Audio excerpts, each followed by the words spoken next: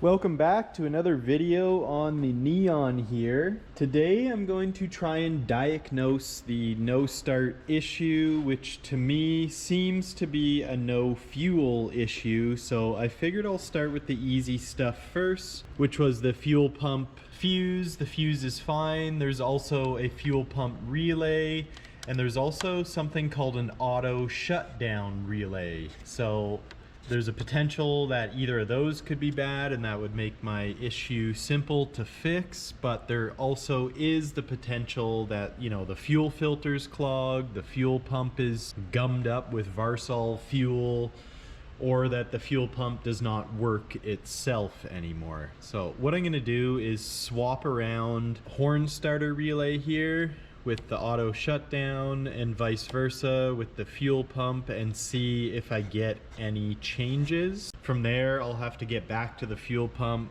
check that it has power, and go from there. Maybe this could be a simple fix, but I do not know. So let's see how it goes.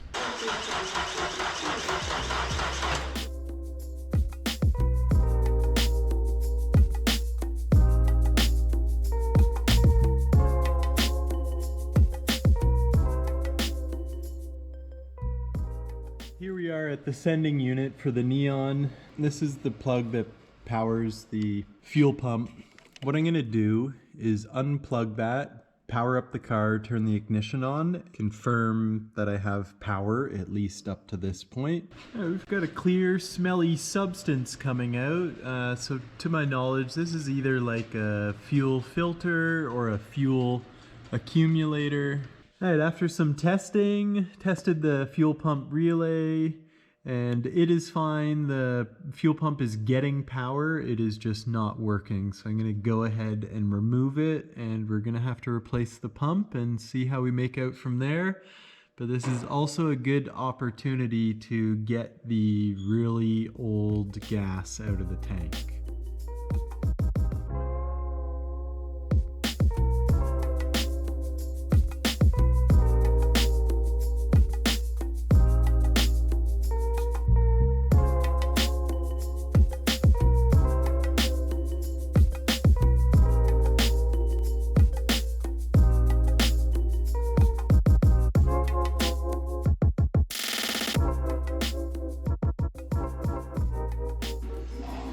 So just doing a bench test here for dramatics.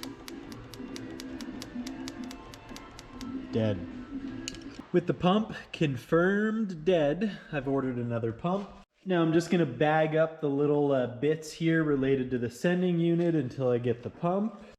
Then with the car back down on the ground, I'm actually gonna open up the doors, go through all the assorted items inside of it, see what's worth keeping and what I'm just gonna scrap. There's no sense in keeping it full of junk if I don't need any of it. And then we're just waiting for the pump. We'll put it back up on the hoist, get the fuel pump in, and hopefully this puppy will fire up. Yeah, on Steely's with the big wing and the Euro taillights, it looks like a car that's been modified in Eastern Europe right now. Oh yeah. Totally.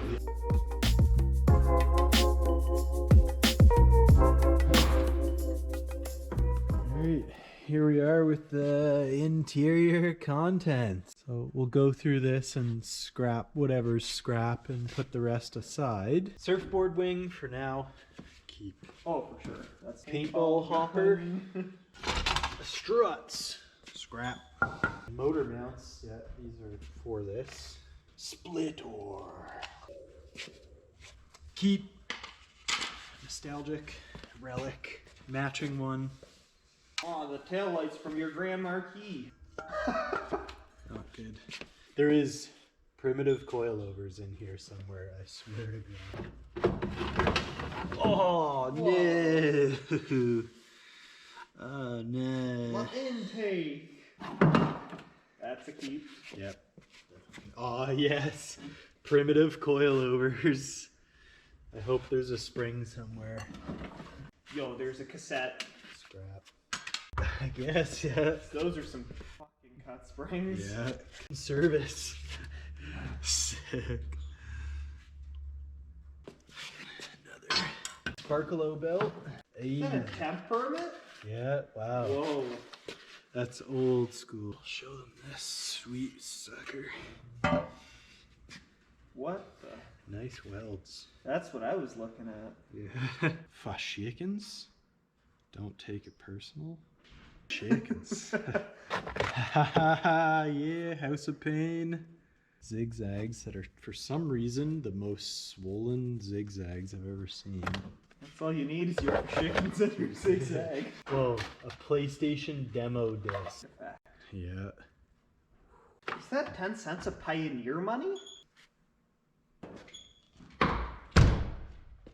With the interior of the car a little bit lighter now, we've sorted through some of our stuff. Now we are playing the waiting game of the pump and see if she'll fire up. Here we have a new sending unit with pump. There's the old one and the old pump. I tried to order just a pump off Rock Auto, but then they emailed me back saying they didn't have stock. I ended up getting this whole sending unit off of Amazon. I much rather would have just replaced the pump and used an OEM sending unit, but for now this was cheap and hopefully will get me going. This was like $100 Canadian, so definitely very cheap. But yeah, I'm gonna go ahead, get the car back on the hoist, throw this guy in. Gonna put the original sending unit in the box and save this for later, so if I do find a pump, then I can put this one back in. Throw in this 5 liters of 94 octane and see if she roars to life.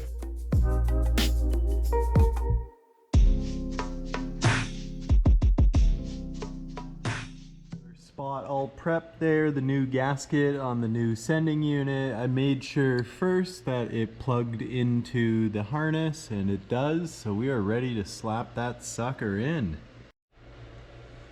Something I'll note here on the Amazon unit, right there is a little ground tab.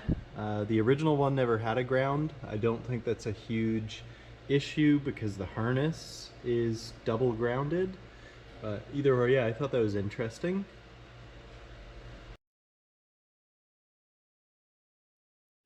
Something I find interesting is you can put the sending unit in any sort of orientation, but I feel like if you don't get it in the right spot, your sending unit's not gonna read your fuel level correctly. So to me, this seems like the right spot. The harness makes it there. And then the original line that goes from here to here is in the correct orientation without moving it at all. So I'm gonna go ahead with that. Either or, this will, you know, potentially fire up the car. So let's see how we do. We'll get the little retaining ring on there and hook it up. There we are, all installed. This little safety clip doesn't seem to want to go through on this sending unit, so it's kind of custom. I didn't really compare the tabs, but for now that's fine. It's not like it can come off anyway. So I'm gonna strap the tank back up and get some gas in her.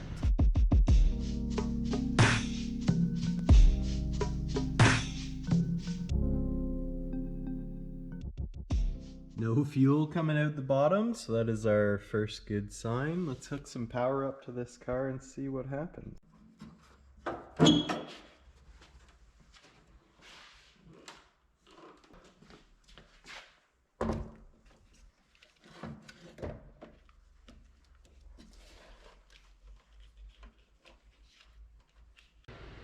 Just priming it up a bit.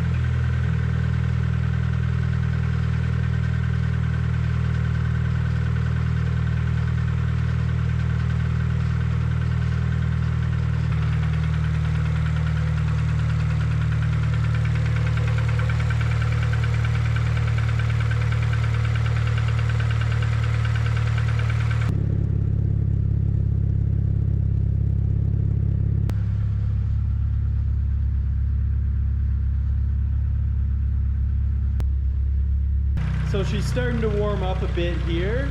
To me, it does sound okay-ish. The alternator's charging. I think we got an all right runner.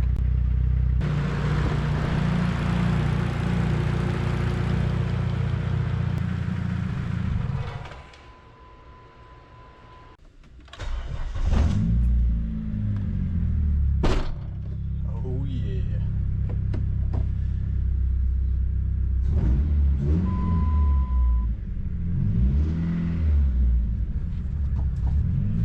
There's definitely no power steering. The clutch still feels good.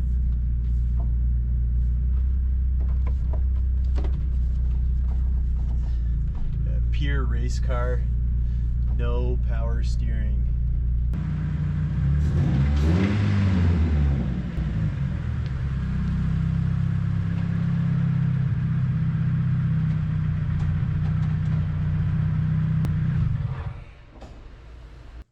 Alright guys, I'm going to end the video here. So that was great progress in my opinion. The motor sounds good to me, so I feel comfortable moving forward, which that would be putting on the long tube header and doing a proper exhaust. From there, I'm going to have to do all the fluids, the coolant and stuff like that, new spark plugs, and start to clean it up, get some wheels on it, and hopefully come spring we can get this puppy out on the road.